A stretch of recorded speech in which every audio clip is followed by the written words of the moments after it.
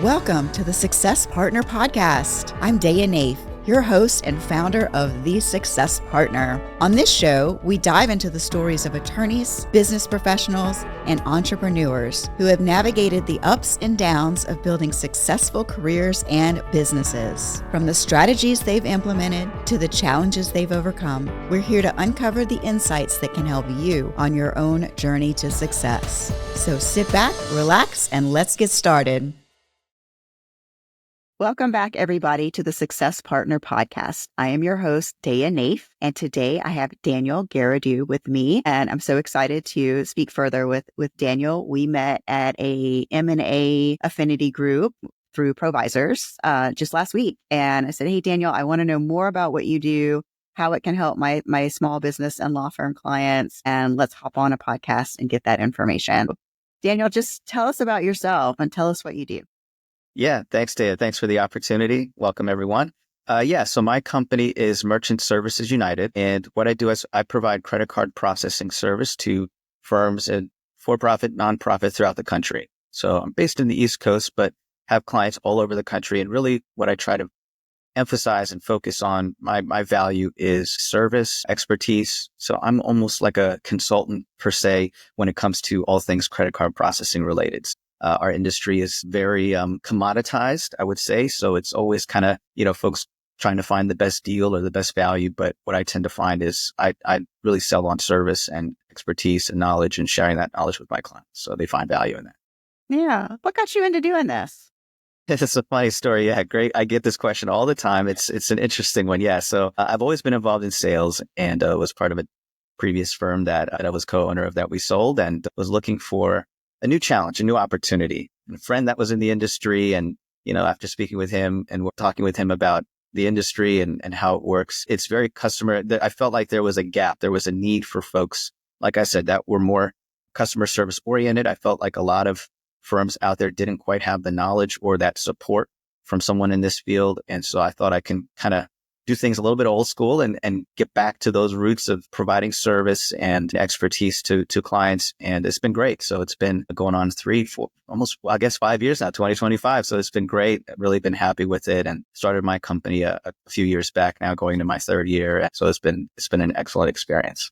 Oh, congratulations. Yeah. So you sound like one of those like rare born into helping people and selling and liking it and like really being customer centric. Yeah, absolutely. It's all about the relationships and providing that value, building that rapport with clients. It's not just a transaction to me. It's more of that relationship, that ongoing communication and working with them as their business or venture grows, expands, evolves. I'm there with them along the way to help make sure that everything credit card processing related is keeping up with their venture and their firm to help them along that way. So there's really no gap or any sort of issues that arise. So we try to communicate and keep that service going. Now, it wasn't too long ago that attorneys and law firms started taking credit cards. Yeah. Yeah. And I'm like, who even uses checks anymore? It's very rare. If I have to use a check, I have to go to the bank and like get one printed. Yeah, right. Exactly. Where's the nearest? Then you have to find the nearest bank. And yeah, exactly. Exactly. So any trends in that market that you've seen or any maybe law firms that have been hesitant to start doing credit cards and you've been kind of helping them over the line? Yeah, that's a great question, Dave. So law firms are really unique in the sense that I do help a few law firms and there are specialized needs. So for example, there's separate accounts that are needed. You've got the separate accounts for escrow and different things like that, as well as kind of that processing account. So they have specialized needs and really it's important for them to have a representative, someone who really understands that and is able to accommodate those needs. Because like I said, we want to make sure that everything is followed correctly, of course, to the letter of the law. And we need to make sure that the processing reflects that. Now, with that being said, in the industry, generally speaking, there has been a lot of change and evolution as far as software is concerned. So a lot of processing software firms are out there offering solutions. So there's a few out there, but it's important to make sure that you're getting the best value and the best service. We tend to find that these kind of all-in-one packages that offer maybe a CRM and payroll services, multiple different services do offer payments. But again, we need to make sure that they follow what they need to, as well as adding real value to those firms. So to make sure they're not missing anything when it comes to payments, because it's kind of an add-on service. It's more of just a revenue generator for these companies. And so they miss out on a lot of that expertise. Yeah, it seems like they've just plugged in with somewhere and done this sort of bundled service. And I've experimented with the bundled services myself and find that a la carte is definitely the way to go, especially for payment. So you really know who to call. Hey, I can call Daniel. I have a question. I'm gonna Yeah, call Daniel. It's not just a wonky little add-on in my program. Wonderful. exactly. Yeah. So what do you do for fun? Well, I love to just, spend time with family and friends, just like everyone else. I do spend time volunteering. I love giving back and really just investing in the community that I'm in. So it's really important to me to be visible, to be out there, and to let folks know that I care about the community that I live in. I don't want to just kind of provide for-profit services and then, go off somewhere. I really want to be invested in where I am. So I've been here in Montgomery County, Maryland for, oh gosh, almost, 15, 16 years now. Who's counting? But, since college. And it's been a wonderful experience here. I grew up in the Midwest, but like I said, I've kind of, settled here and really enjoying it. I do volunteer. There's a local nonprofit called Nourishing Bethesda, which is really fantastic. It's a great group. They provide a lot of greens, fruits, and vegetables, and a lot of great options for folks that maybe don't have those sorts of maybe grocery stores and things near them, or just aren't able to have the funds for those sorts of items. They provided kind of a grocery store setup. So it really gives some dignity to folks. So it's almost like they're shopping when they're packing food for the week or what have you. And so that's a really great place. I was just there during the holiday season. I love going there regularly. So that's been one that I've been involved with for many years now. And then the Urban League is also a nonprofit that provides resources and advocacy, mentoring, a bunch of different services for folks in the inner city. So there are local chapters throughout the country, and I'm involved in the Baltimore and Washington, D.C. chapters. And again, great organization, great people there involved, and been happy to support both of those for years now. Yeah, Urban League is a great organization. Yeah, I used to be in their contractors training program when I was practicing law in New Orleans. So they Wow, would have a wonderful. segment on law and contracts and whatever. And so I got to work with that. That was always so much fun. Wow, fantastic. We just had our conference in July, this past July. We were in New Orleans. And so, yeah, great city. Yeah. So wonderful. Yeah, great. I love it. And then the Bethesda. So the Nourishing Bethesda, do they take food donations, or is it mainly just donations and time?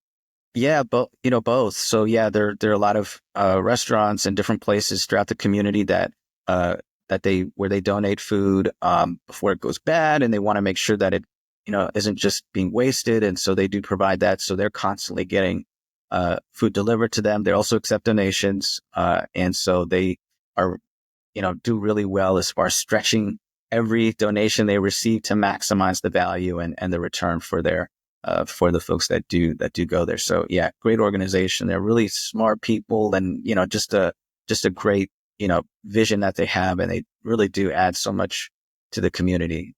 The area where they are is kind of an area where you wouldn't necessarily think there are folks that need their services, but you'd be surprised. It's all our neighbors, people that we talk to, we see at the at the park, and and so it's kind of that. It's something where it's such a need that we don't necessarily hear or think about in this community. Montgomery County, at least the county that we're in, is generally speaking pretty well off, but there's so many folks that are struggling and just in between maybe work and different things like that. And so they need to feed their families, and Nourishing Bethesda helps fill that need. Yeah. What a good program. I'm going to definitely put their contact information in the show notes so Yeah. people can reach out and help. Great. So switching back to business for a minute, like where do you see your business going in the future?